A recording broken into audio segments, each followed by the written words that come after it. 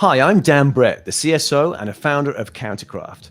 I'm here on Meet the Crafters today with Shunta Sanders, our new solutions architect based in the USA. Okay, Shunta, pleased to meet you. How are you doing? I'm doing great. How about yourself? Really good today, and thanks for coming on to talk to us a bit about yourself and your background. Now, we always tend to start with something a bit personal. I've heard you're a super travel fan. Could you tell me about what places you like to travel to, and what happens there? Yeah. Me and my wife love to travel. We usually leave the country at least once a year around our anniversary date. So we've visited numerous islands in the Caribbean. We've been to Asia. We've been to Italy. I would say probably our favorite spot was Canawan. That's an island near St. Vincent and the Grenadines. We spent 2 weeks on that particular island, and Canawan actually stands for turtle or tortoise. So this particular island actually had more turtles on it than humans. And we spent 2 weeks there, and it was fantastic. Wow, sounds amazing, right? And I know that the turtles live a long time, so there's probably a lot of experience there on that island. Okay. Very true. Well, talking about experience, I know you've had a long trajectory in IT and IT security. So it's been over 20 years. Could you talk me a bit through how how you started and how you got to where you are today? Yeah. It's weird to think that I've been doing this for 20 plus years, but yeah, I started off working as an electronic technician for an intelligence community customer.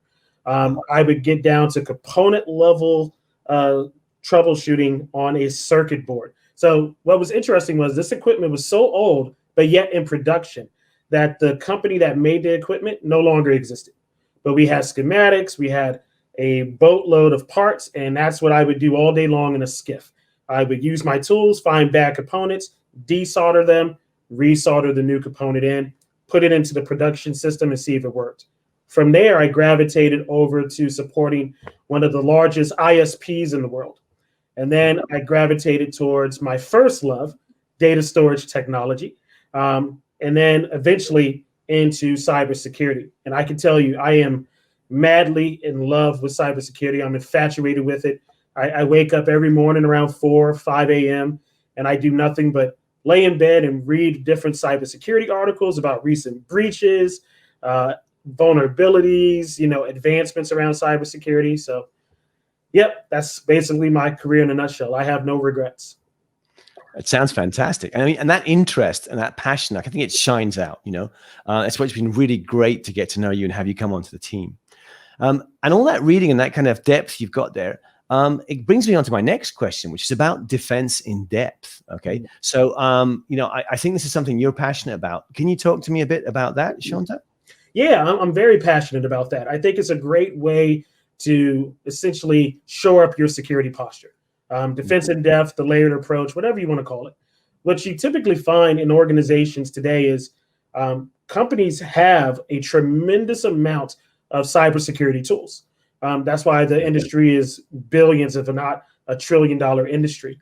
But the problem is what you typically find is that they do not integrate together, right? So at minimum, customers should be looking for security tools that have an out-of-box connector or at minimum a RESTful API.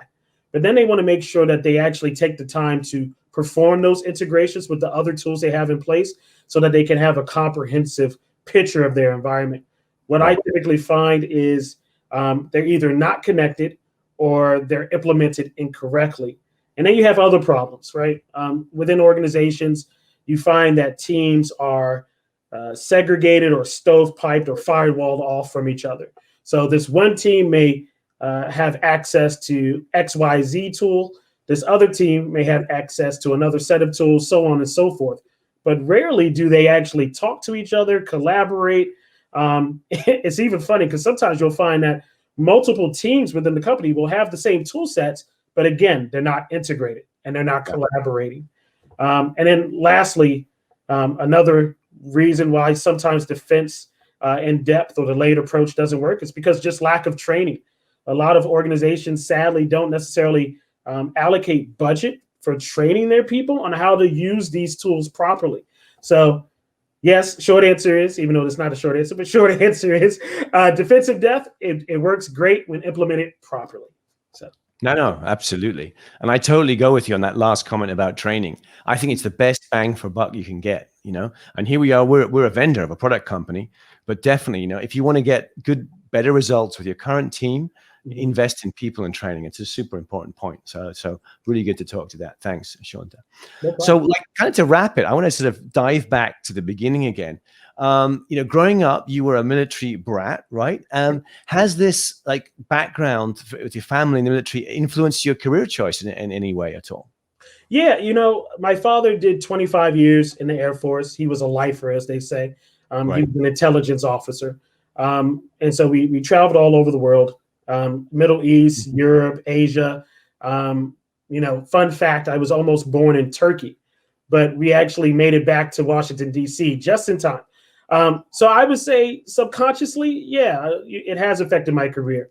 While I have supported commercial customers, healthcare, financial industries, the predominant part of my career has been supporting the federal government, DoD, the intelligence community, civilian federal agencies, and SLED. So I would say yes, it had an impact.